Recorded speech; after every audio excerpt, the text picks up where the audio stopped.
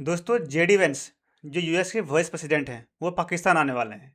और पाकिस्तान क्यों आने वाले हैं इसके बारे में हम लोग चर्चा करेंगे और डिस्कस करेंगे। क्योंकि अभी ईरान इजराइल और अमेरिका में जो वार हो रही है उस वार को लेकर के क्या पाकिस्तान मीडिएटर के रूप में आएंगी या तो कुछ और ऐसी चीज़ें हो रही है मार्केट में यानी जियो पॉलिटिक्स में हो रही हैं उसको लेकर जेडी वेंस चर्चा करेंगे। दोस्तों JD Vance lead to US team in talk with Iran in Pakistan. दरअसल यहाँ बात यहाँ पर ये आ रही है कि जेडी वेंस जो यूएस के वाइस प्रेसिडेंट है वो पाकिस्तान आ रहे हैं, इंडिया क्यों नहीं आ रहे हैं। शायद इंडिया भी आ सकता था, इंडिया से ही बात करके ईरान और इसराइल के युद्ध के बारे में बात कर सकती थी।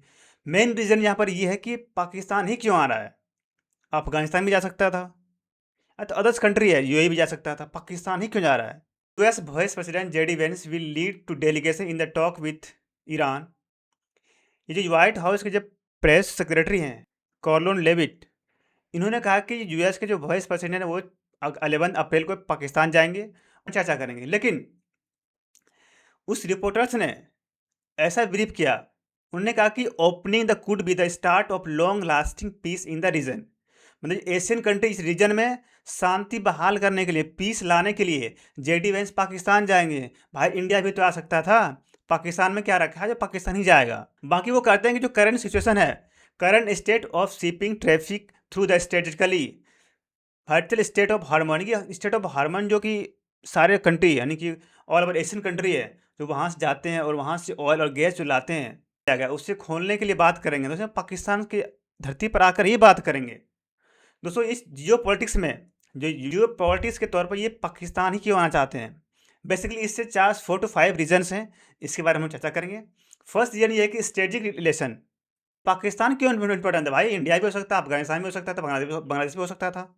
कि जो वो देश जहाँ न खाने के लिए आटा है न खाने के लिए चावल है, उस देश में यूएस के वॉइस प्रेसिडेंट जाएंगे और प्रेसिडेंट जाएंगे और बोलेंगे कि साउथ एशिया में जो ये लोकेशन है वो स्टेडी लोकेशन है। दरअसल नेक्स्ट ये हो सकता है कि रीजनल स्टेबिलिटी हो सकती है और पॉलिटिकल इंफ्लुएंस हो सकता है। Political influence in the sense कि पाकिस्तान में जो पॉलिटिकल रीजन है, पॉलिटिकली वहाँ जो गवर्नमेंट है वो अनस्टेबल हमेशा रहते हैं, क्योंकि वहाँ पर सारी पॉलिटिकल जो पावर है वो वहाँ के पाकिस्तान के जो असीम मुनीर हैं वो फील्ड मार्शल हैं, सारे पावर उसके हाथ में है।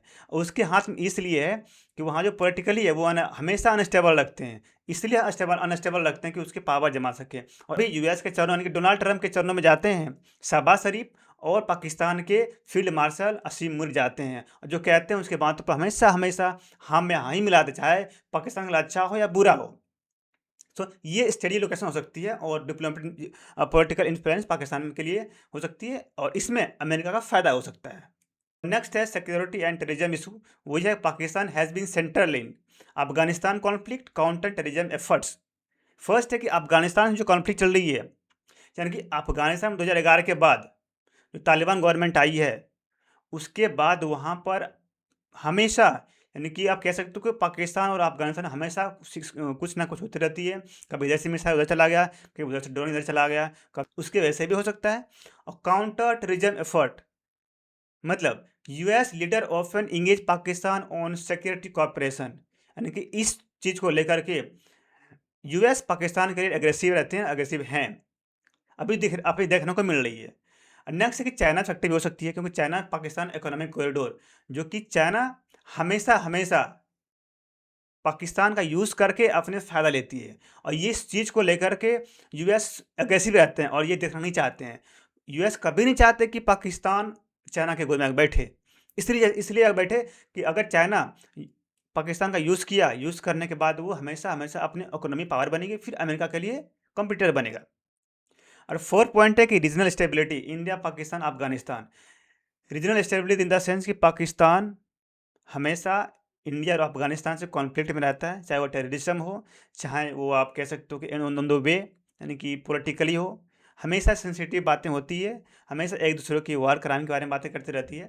इससे पाकिस्तान की पाकिस्तान में डर का माहौल हमेशा बना रहता है, और इससे वहाँ की गवर्नमेंट भी डरी हुई है, अभी भी डरी हुई है। ताकि इसलिए डरी हुई है कि इंडिया और अफगानिस्तान इन दोनों का जो स्टेबिलिटी है, जो इन दोनों में जो बातचीत होती है, हमेशा पाकिस्तान को उल्टे करने के चक्कर में रहती है, यानी कि उल्टे चीज़ें करती है। South Asia is geopolitically sensitive उसमें क्या आ सकते हैं? India Pakistan tension, Afghanistan situation. US leader में engage Pakistan to avoid conflict. US leader है, उनका कहना है कि इस कॉन्फ्लिक्ट से हम अवॉइड कर सकते हैं। और नेक्स्ट है economic and military corporation. Next है इकोनॉमिक एंड मिलिट्री कॉर्पोरेशन, जिसमें यूएस है historically provided aid work with Pakistan military. यानी कि यूएस पाकिस्तान को हमेशा हमेशा 2 बिलियन 3 बिलियन एड देते रहता है, ताकि उनकी बात पर डांस करते रहे और काम करते रहे। नेक्स्ट है यूएस का प्रॉमिस ये भी हो सकता है कि हम मिलिट्री में हेल्प करेंगे, वेपन्स देंगे, कैसे वार किया जाता है, तो मॉक ड्रिल करेंगे, सारी चीज़ें करेंगे। एंड नेक्स्ट हो सकता है trade and defence cooperation. Defence cooperation in the sense कि अगर डिफेंस में कुछ प्रॉब्लम्स आई तो यूएस पाकिस्तान को सारी चीज़ देंगे।